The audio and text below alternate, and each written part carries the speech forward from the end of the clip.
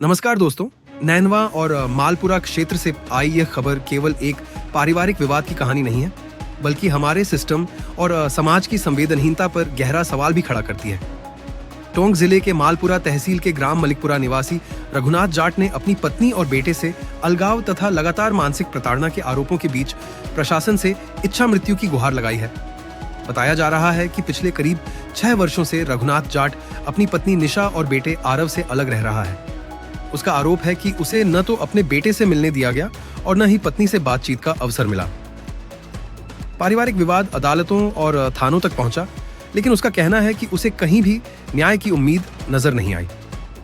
यह घटना केवल एक व्यक्ति की पीड़ा नहीं है, बल्कि उस टूटते हुए सामाजिक संतुलन की भी कहानी है, जहां परिवार के विवाद धीरे धीरे कानूनी लड़ाई और मानसिक यातना में बदल जाते हैं। समाज के लोग बीच बचाव करते हैं, पंचायतें बैठती हैं, कागजों पर समझौते लिखे जाते हैं, लेकिन असली समस्या का समाधान अक्सर अधूरा ही रह जाता है। रघुनाथ जाट का आरोप है कि जयपुर के मुहाना थाना क्षेत्र में उसके साथ जानलेवा हमला हुआ था, जिसकी सूचना पुलिस को दी गई, मगर इसे पारिवारिक मामला मानकर गंभीरता से नहीं लिया गया। अगर यह सच है तो यह हमारे प्रशासनिक तंत्र के लिए भी एक चेतावनी है कि पारिवारिक विवादों को हल्के में लेना कई बार किसी व्यक्ति को मानसिक रूप से इस कदर तोड़ देता है कि वह जीवन से ही हार मानने लगता है। सबसे बड़ा सवाल यह है कि क्या किसी पिता को अपने बेटे से मिलने के लिए इस हद तक संघर्ष करना पड़े कि वह इच्छा मृत्यु की मांग करने लगे।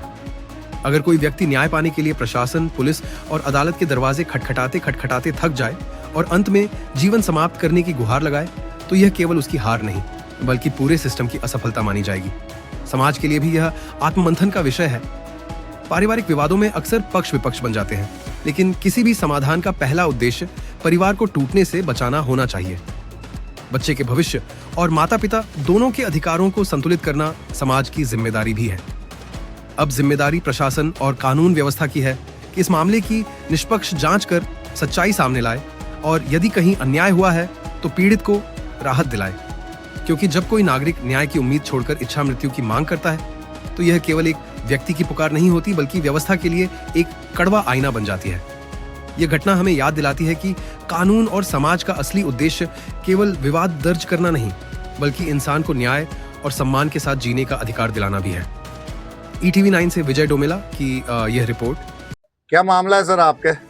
ये काफी लंबे समय से पारिवारिक मामला है, फौजदारी कानूनी भाषा में जी। और ये करीब 6 साल से मैं जेल रहा हूँ। सामाजिक स्तर पे 4 साल से हैं और 1.5 साल से न्यायालय के समक्ष हूँ।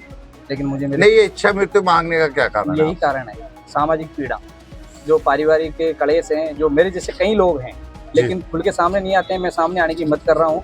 और कई लोग क्या होता है सर, कोई आत्महत्या कर लेता है तो बाद में कैंडल जलाते हैं उसके सम्मान के लिए और उसको न्याय दिलाने के लिए। लेकिन मैं जिंदा आदमी न्याय मांग रहा हूँ, मुझे न्याय दे दो।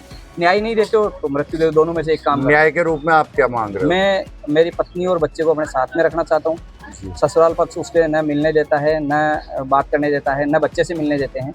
बच्चे से मिलना मेरा लीगल अधिकार है भारतीय न्यायपालिका के अनुसार, लेकिन उससे भी मेरे को नहीं मिलने दिया जा रहा है। 1.5 साल जरा मैं कोर्ट में 15 तारीख कर चुका हूँ अब तक पेशियाँ, लेकिन एक बार भी उपस्थित नहीं हुए और न बच्चे से मिलने देते हैं। और उनका जो विपक्ष का वकील है, बार बार मेरी जब पर्सनल बात होती है, मैं बोलता हूँ आप इसको रखिए, समक्ष रखिए और जल्दी जल्दी फ्री करिए, एविडेंस वगैरह जो भी करना है करके, लेकिन बार बार तारीख लेते हैं, तारीख लेके लंबा करते हैं मामला। आपने अपनी ये इच्छा मृत्यु किस किस से मांग ली अब तक? मैंने राष्ट्रपति के नाम लिखा लेटर, प्रधानमंत्री के नाम लिखा और डिस्ट्रिक्ट कलेक्टर को, SP को, दोनों मालपुरा और टोंक न्यायालय को, दोनों के बार एसोसिएशन के अध्यक्ष को, तहसीलदार को, SDM को और संबंधित थाने को, और मंत्री कन्हैयालाल को और हनुमान बेनीवाल को।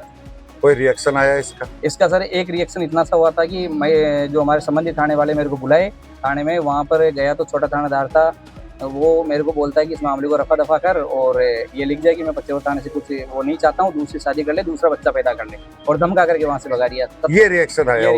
ये रिएक्शन थोड़ी हुआ है, तो उल्टा धमका के भेजना होगा। धमका के, और अक्सर ऐसा ही होता है, मैं बोलता हूँ इसलिए बुरा लगता हूँ और कई लोग सुना के आ जाते हैं।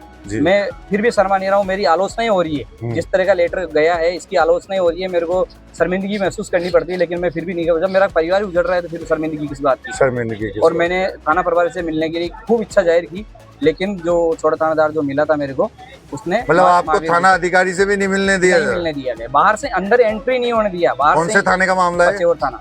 पचेवर थाना कौन से डिस्ट्रिक्ट में पड़ता है? टोंक डिस्ट्रिक्ट के मालपुरा तहसील में। मालपुरा तहसील। फिर महावीर गुजर थे वहाँ पे छोटे थानेदार, अब वो मेरे को थोड़ा थानेदारी बताया, हाँ। स्टार स्टार कुछ थे नहीं, हाँ। बाहर बैठ करके टेबल के ऊपर बात की, हाँ। 10-15-20 मिनट आधा घंटा। एक आदमी और था मेरे साथ में, अगर साक्ष्य की जरूरत पड़े तो वो उसके सामने सारी बातें हुई थी। और जहाँ हम बैठे थे वहाँ फ्रंट पे कैमरा भी लगा हुआ था, वो भी चेक कर सकते हैं, किसी प्रकार का झूठ नहीं बोलूंगा।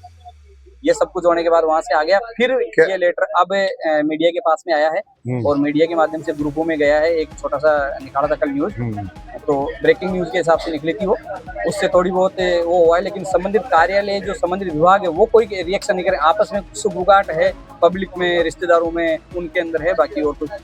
मैंने वकीलों के खिलाफ भी बोला है, जो मोहन जाट वकील, मैं कहता हूँ आप सही हो तो साबित कर दो, मेरे को गलत साबित करके मुझे सजा दिला दो, मैं मंजूर है वो भी, लेकिन मुझे कुछ तो करो, या तो इधर या इधर एक साइड तो करो कम से कम। लेकिन वो तारीख लेते हैं। अब इसकी मैंने इसमें मतलब आपको न्याय कहीं भी नहीं मिल रहा? कहीं भी नहीं मिल रहा है। अंत यही है भैया, तो न्याय दे दो, इच्छा मृत्यु दे दो, फिर मेरे पास बचता क्या है? मेरा अस्तित्व खत्म हो जाएगा, क्या मतलब? तो इच्छा मृत्यु तो आपको दे ही नहीं सकती गवर्नमेंट। तो न्याय दे दो। मैं तो न्याय भी मांग रहा हूँ, मैं कह नहीं रहा हूँ, मरना ही चाहता हूँ। न्याय तो कछुए की रफ्तार से मिलेगी आप। तो फिर मेरा पूरा सब भाई देर से मिला हुआ इंसाफ भी ना इंसाफ होता है। समय के ऊपर जो मिलता है वो इंसाफ है।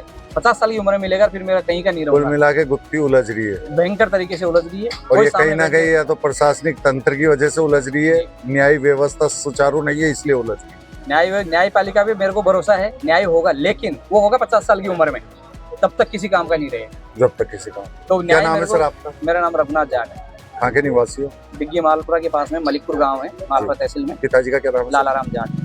धन्यवाद।